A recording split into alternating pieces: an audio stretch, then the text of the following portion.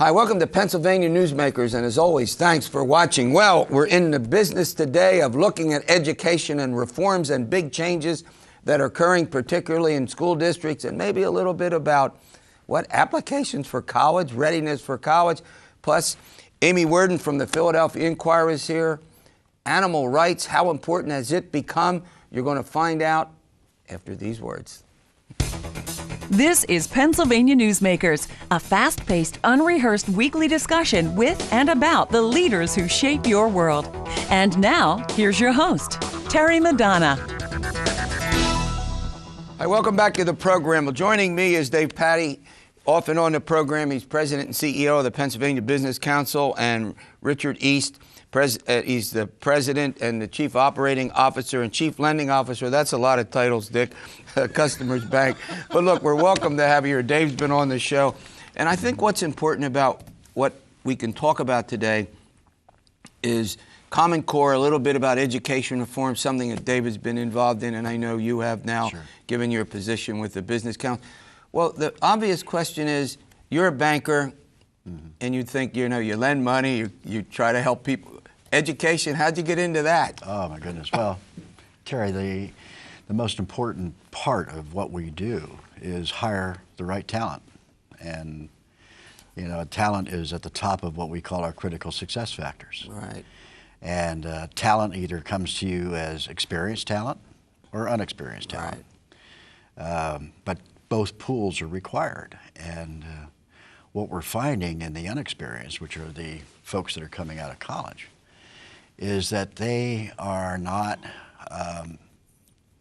in our considered judgment, they don't have the competencies necessary to do well in the business world. So is your point that once they come, they may have raw talent, but you have to spend a disproportionate amount of time in training and doing, that you don't think you ought to have? If Absolutely. We did, go ahead. Absolutely. I mean, what you expect when you recruit out of these colleges, what you expect is a good communication skills. You expect that. Yeah. You expect that they would have some perspective on history and government, some perspective on how capitalism works.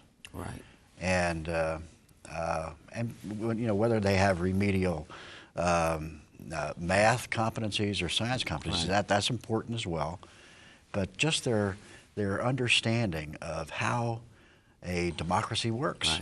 Right. And how critical education is to a democracy. Right. And you don't have that. And Dave, that leads me to you with, I know your longstanding interest in education, and particularly Common Core, Keystone exams. I mean, these are complicated concepts that we've talked about before, that we're going to, by the way, continue to bring those on this program so that we can get a better understanding of the changes. So here we are now, Common Core in, give us the thumbnail version of what it's... At one level, there's all of the education speak and the jargon and the complication. On the other, that was very much what Dick was saying, that we expect that students who leave 12th grade and have a high school diploma should be able to read, write, listen, think critically, do basic math at least an algebra 1 level. Frankly, it'd be nice to have it higher than that. But that all students should be able to do that, not just some, and not just those going on to college, but those going on for any other post-secondary training or education, and for those who might be going straight to the workforce. So whether you're going to be the president of the bank or a teller, you still need to have those skills. Yeah. And in fact, the teller might become the president someday, but we need that basic education. And what business people, not only Dick, but people from around the Commonwealth tell us is they don't have that.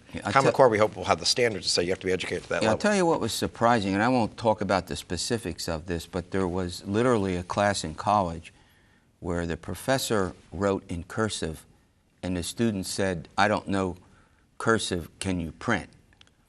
Yeah, I mean, we're not talking about someone who wasn't intelligent. You do understand it's not an intelligence problem. It's, well, we're not, and this is far beyond my capacity. I mean, it's not something I'm into for the most part. I've never heard that before. Well, some schools are not teaching it anymore. Now, in Pennsylvania, we're very big on local control of all things, local government, local schools. So the curriculum that a school district has is written by that school. Right. There is, in fact, one of the myths about Common Core is that they're eliminating cursive to try and stop people from reading copies of the Constitution and the Declaration of Independence. I think those have been converted over to other forms of type. But the reality is that schools befuddled me right there, but go ahead. It's one of the Keep myths going. out there. But that the school districts are choosing what to do, and of course they're saying, well, kids are just doing like this anymore. Where's cursive fit? At the very least, though, I want them, whether they're using a keyboard or a pen, to be able to write a sentence that has good syntax and that communicates to the other people they're working with or the people to whom they're selling a loan, what the details are. I'm shaking my head at this, but that's okay. All right, we're going to run to a quick break. When we come back, I'm going to ask Dick, urban schools, they have particular challenges that I think we all recognize. I think we all appreciate the importance of ensuring that the kids in urban and suburban and rural schools all have the advantages of an education. I'll ask him about that following these words. This broadcast of Pennsylvania Newsmakers is presented by the Pennsylvania Chamber of Business and Industry, the statewide voice of business, and by the Pennsylvania Business Council Education Foundation, educating citizens and business leaders about important public policy issues and civic affairs.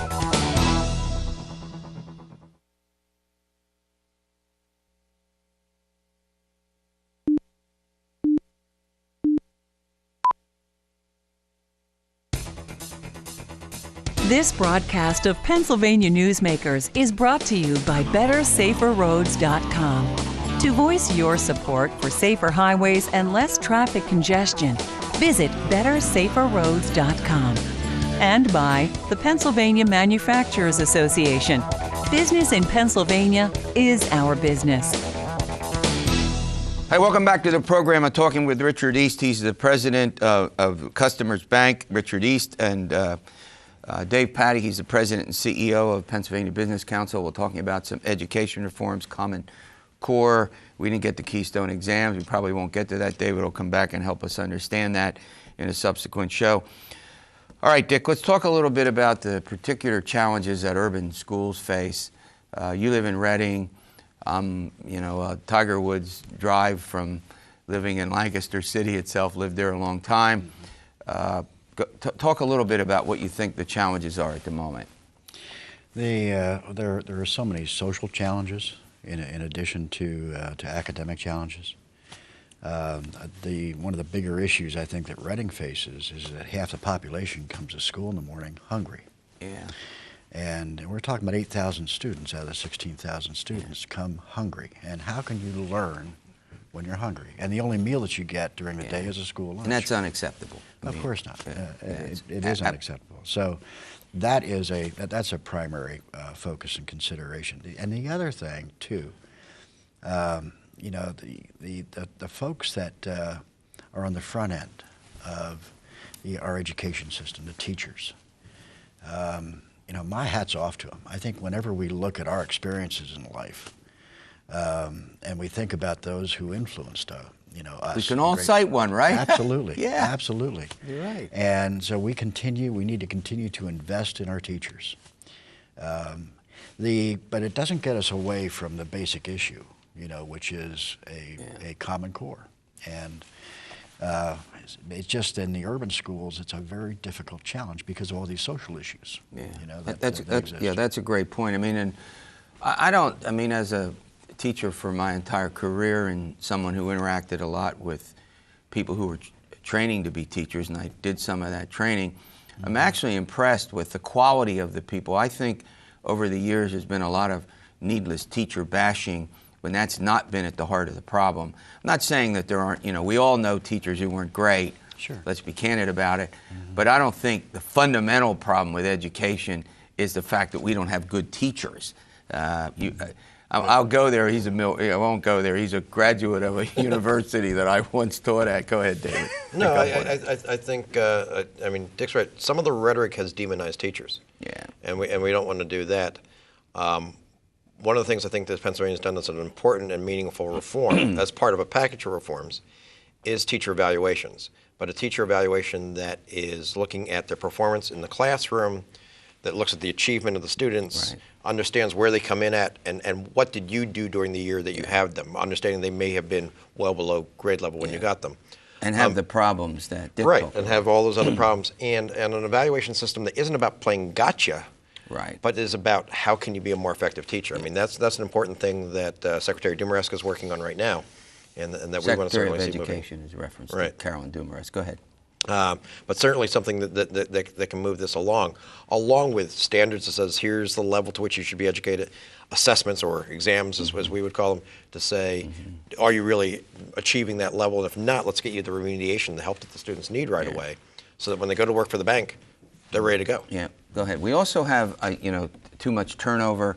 I mean, particularly with kids in and out of school. Who's monitoring what they're doing when they leave school, the preparation. I mean, it's really a complex problem at heart. Absolutely it is. And I think a great example of that is in the Reading school system.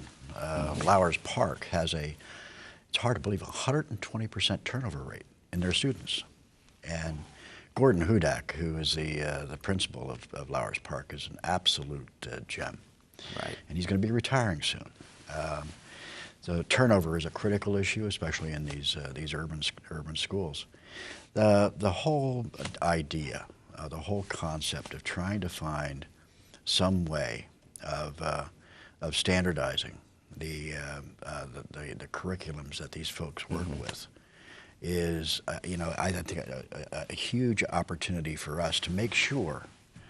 And I think we also need to talk about the language issues, right? Because of the 60% of the children in the Reading school system, for example, are Hispanic. Right. And so that represents another challenge. Absolutely. Yeah. Before I let you guys go, there's always the concern about money and education and funding, and what role do you think that plays in the education system? Well. It's not unimportant, clearly. I mean, you obviously have to pay for teachers, you have to pay for the infrastructure, especially these special programs that we talk about, whether it be nutritional supports or English as a second language, special education. But we also know that when we look at Pennsylvania's 500 school districts, there is not an absolute correlation between more money and better results. Mm-hmm. There are some schools that are on the low end of how much they spend per pupil that have tremendous outcomes, and there's some on the high end of spending that have mediocre outcomes. So the real key here is to find out what it is that works. What are those high-achieving schools doing that works, right, and then go make that happen. Good and point. The second part is whether or not that costs money to do that. Okay. Look, I want to thank you for coming in, and you're going to come back, and we're going to have some continued discussions about this. Thank you, Dick. All right, I'll tell you what, there's been renewed interest in animal rights. I can't walk in my neighborhood and not find people with pets, and how important. You don't realize how important pets and animals are in people's lives. Amy Worden from the Philadelphia Inquirer has been covering a lot of these stories. She's a real authority on this movement in the Pennsylvania legislature to change some things. Amy will be with us after we pay some of our own bills. This broadcast of Pennsylvania Newsmakers is brought to you by Pennsylvania Credit Union Association. Pennsylvania Credit Unions, where people are worth more than money. To find a credit union that is right for you, check out ibelong.org. And by the Energy Association of Pennsylvania, Pennsylvania's energy information source.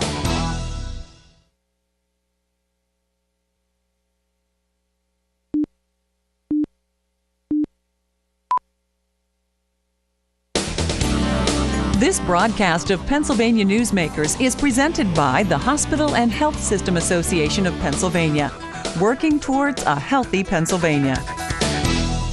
Welcome back to the program. Well, as we talked about in the promo, Amy Worden from the Philadelphia Inquirer is here. She's often on the program. I don't know anyone in the state who's covered more animal rights stories. She's gotten into the details on this. She knows a good bit about the history, and it's a huge topic, one that I think is underreported in this state, and we're going to try to address that. Amy, welcome. Hi, thanks, Terry. All right, let's talk a little bit about, until recently, give us a general characterization of the concern, particularly in Harrisburg, in the legislature, and all those places about animal rights. Yeah, well, I think Pennsylvania was a pretty lousy place to be an animal for a very long time. An animal, okay. And I think, you had things like you had dog auctions going on in barns around the state where people were buying and trading dogs and selling them to research. You had the brokers who were legally allowed to go out and, in essence, nobody asked questions, steal dogs and sell them either for breeding, for dog fighting, or for research. And you had puppy mills. Pennsylvania was known as the puppy mill capital of the East, and as far as the state was concerned, the focus was more about educating the breeder than it was about holding them to the law. You mean enforcement? Yes. Yeah. Yes. So you had all these things kind of combined going on slowly. Things were some of the things that were encouraging this bad industry were outlawed, such as the auctions. But the puppy mills remained a real issue, and it wasn't until Rendell took office, really his second term, that he stepped out and said, we need to end, the scourge of puppy mills in Pennsylvania. So was there legislation passed? Yes, he signed the amended dog law in 2008. It was the first time the state dog law had been changed with any substance in essentially 20 years, 25 years. And it basically said that if you're a large breeder, you have to maintain certain standards. You have to increase the cage size. You have to have proper lighting. You have to have proper ventilation. You have to have a reasonable temperature, exercise, and veterinary care. This was big, and the run-up to it was what was so fascinating because it was a huge battle in Harrisburg. I think ask anyone from that time, and well, I remember basically the general reporting on it. But go ahead. Right. Yeah. I think they would say, and they did say afterwards, both the leaders in the legislature and the governor, that this was one of the most important and certainly most vocal fights and victories for animals in years. I mean, so it was an important turning point. But it took some really tragic things. The mass shooting of 80 dogs by a breeder in the summer of 2008 because he wouldn't give them his dogs treatment for fleas. That really galvanized the public, and you saw mass rallies, and you saw, legislators were pounded on the issue, but there was still a real pushback from particularly from the farm lobby, which supported, and the breeders against this. They did not want to comply with tougher regulations. Right. All right. So I noticed that just more recently, the huge number of bills that have been introduced in both the House and the Senate that deal with aspects of that. So let's sort of talk about a couple of the big ones that you think are likely to see some movement, maybe not, in the next couple of months, but over the next couple of years. And which ones do you think are getting the most interest? Well, I think what's really interesting, Terry, is the sea change that occurred after the dog law legislation passed. I think lawmakers, which viewed people concerned with animal welfare, and believe me, there were many of them, they just were kind of the silent majority for a long time. Right. They viewed them as kind of, crazy cat and dog ladies, or sort of the equivalent of tree huggers. They were puppy huggers. They were, somebody to pat on the head. Not in my neighborhood, by the way. And not really take seriously. And I think after the, sort of in the wake of the big battle in 2008, I think lawmakers began to change their views, and things came together at once. People coalesced around the puppy mill bill. Okay, we'll get into that's a great introduction to some specifics that we'll talk about, but we're going to go and pay some bills. This broadcast of Pennsylvania Newsmakers is presented by Highmark Blue Shield, changing the way health plans work for business with a variety of plan options for employers and more choices for employees. Information is available at highmark.com. Have a greater hand in your company's health. And by the Pennsylvania Healthcare Association, the future of long-term care.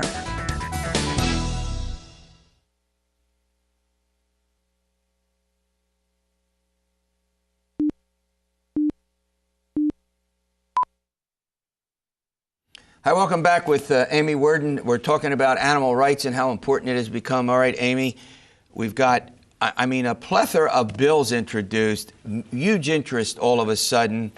Lawmakers, go. You finished my thought there. Well, there are actually a record number of pro-animal bills in the legislature right now. The number is 21, and you know, time was when, you know, people interested in animal welfare were trying to block what they perceived as bad bills for animals. Now we have legislators falling all over themselves to introduce pro-animal bills. I think they recognize, thanks to social media, that, you know, that this is you know, an area, an issue that really touches people's hearts, and that it's politically now seen as the right thing to do, not just you know, the humane thing to do. Right. So I think that's fascinating. We've got a couple of really interesting ones. First, I wanted to talk about one quickly that was signed by Governor Corbett this summer. He signed a really important bill called the Cost of Care, which basically says that if you are charged with abusing an animal, that you have to pay for the cost of their care while the trial is going forward. Wow. Or either forfeit your animal or pay for their care in the shelter while the court proceedings are going on. And that's big because that's really expensive for shelters to handle. We also have tethering bill that would ban 24/7 around-the-clock tethering of dogs in the state, and that's seen as a really progressive. You mean like on bill. a chain or a rope? Exactly, basically chaining. Yeah, a number of municipalities in the state have already done it on their own, Okay. but lawmakers are looking for a statewide bill on that. You have some of the lawmakers, Andy Dinniman, Rich Alloway, Senators Alloway and Dinniman have been really out front on these issues, including dogs in domestic violence cases, sort of under protective orders, because spouses in domestic violence cases often use the animal against their spouse. You know, either. So that can be really they bad. want to keep the animal, or they're saying they abuse the animal? Yeah, they can actually. I mean, unfortunately, animal killing can precipitate, you know, a violence against a I'm a learning spouse. a lot here. Yeah, today on this and that program. would allow basically, you know, animals, and you see at the same time you see shelters now accepting women with their animals as well, because a lot of times women won't leave the abuser because they're afraid for their animal. So those are a few, and that's where we are about right now. Yeah, there's something called an animal abuse registry that I noticed in the information that you sent me. Persons convicted of a crime would be required to register names. I mean, is that sort of in line with like some of these? Go ahead. Yeah, I guess. Yeah, Megan's Law for pets, essentially. Yeah. So that would alert people, law enforcement and others, perhaps somebody who is looking to adopt out a dog, that, oh, you know, let me check the registry and see if this person has a history. I would imagine this might get some pushback from the ACLU. But. The one that did get some news, we got about 40 seconds left, is the banning of the sale of shark fins. I mean, that actually got some press. I didn't realize that was some big industry. Yeah. It's a very popular soup in Asia, believed to have, you know, curative and restorative powers, and so efforts. But basically, it's bad for sharks because they take the fin off and they throw the shark alive back in the water. All right, great update. You'll keep us posted as things change. All right, we'll see you next week for another edition of Pennsylvania Newsmakers, and as always, stay well.